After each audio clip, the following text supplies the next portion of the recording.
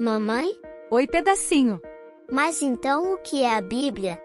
A Bíblia é a escritura do Papai do Céu para nós vivermos bem. Precisamos viver bem conosco, com as pessoas e com o Papai do Céu. A Bíblia nos ensina que tudo que está escrito nela foi inspirado por Deus. Ela nos corrige e nos instrui na justiça do Papai do Céu, para que as pessoas de Deus sejam preparadas para toda boa obra que o Papai do Céu quer que a gente faça. Assim, compreendemos que a Bíblia é a palavra de Deus. O Papai do Céu conviveu com muitas pessoas e ajudou muitas outras a escreverem a sua palavra, pois ele quer ensinar muitas coisas para as pessoas e corrigir muitos desvios pecadores dos nossos comportamentos. Nenhum ser humano seria capaz de escrever o que existe na palavra de Deus. Por isso, a Bíblia é repleta de sabedoria. Ela nos ensina muito, ela nos corrige, nos orienta na prática da justiça do Papai do Céu, nos guia por um caminho que nos leva a uma vida de plenitude e alegria. É só assim que nos preparamos para fazer boas obras.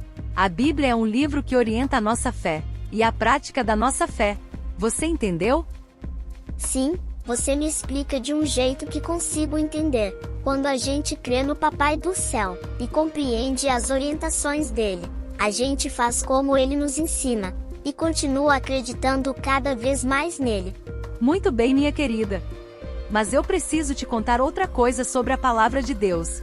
A Bíblia também é um registro escrito dos atos salvíficos do Papai do Céu. Como assim, mamãe?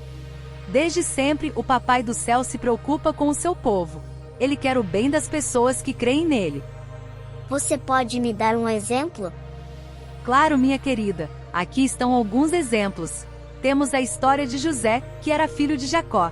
José foi vendido como escravo pelos seus próprios irmãos e levado para o Egito, onde foi comprado por Potifar, oficial do faraó.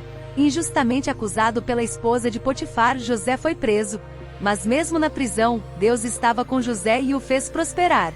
José era bom em interpretar sonhos que as pessoas tinham. José interpretou os sonhos de 2 dos prisioneiros. Certa vez o faraó teve um sonho que ninguém conseguia interpretar. Então, ele soube da capacidade de José e o mandou chamar na prisão. José explicou a faraó que o Egito teria 7 anos de fartura e depois 7 anos de fome. José propôs um plano para estocar comida durante os anos de fartura, para que o Egito pudesse sobreviver aos anos de fome. José também era bom em planejar e administrar as coisas. O faraó ficou impressionado com a sabedoria de José e o nomeou governador do Egito. Por essa razão, durante os anos de fome, o Egito estava preparado e tinha comida suficiente para a sobrevivência de todos. A história de José mostra como Deus salvou seu povo da fome no Egito, através da sabedoria, planejamento e administração concedidos a José. Temos ainda a história da libertação dos filhos de Israel da escravidão no Egito. O Papai do Céu ouviu o clamor desses filhos que estavam aprisionados por Faraó. Então, escolheu Moisés como líder da libertação. Moisés recebeu de Deus os mandamentos que os filhos de Israel deveriam aprender para serem um povo santo.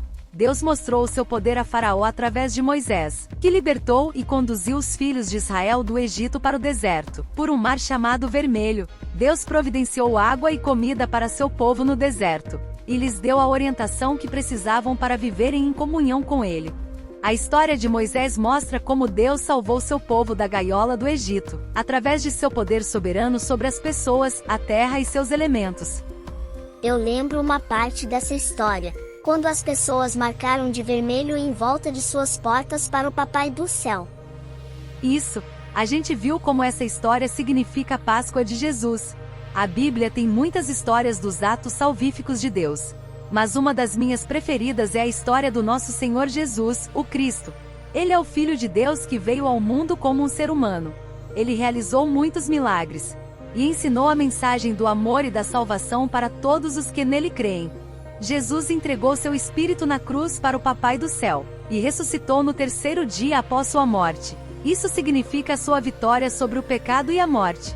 Durante os 40 dias seguintes, Jesus apareceu para várias pessoas, antes de subir aos céus, onde ele está agora, assentado à direita do Papai do Céu, além de estar conosco até o final dos tempos.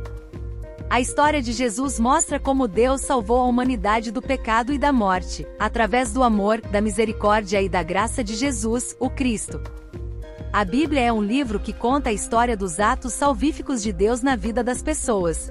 É uma história que conta o amor e a bondade do Papai do Céu por nós que cremos nele. Sabe, mamãe, eu gosto cada dia mais dessa história. Eu também, minha querida.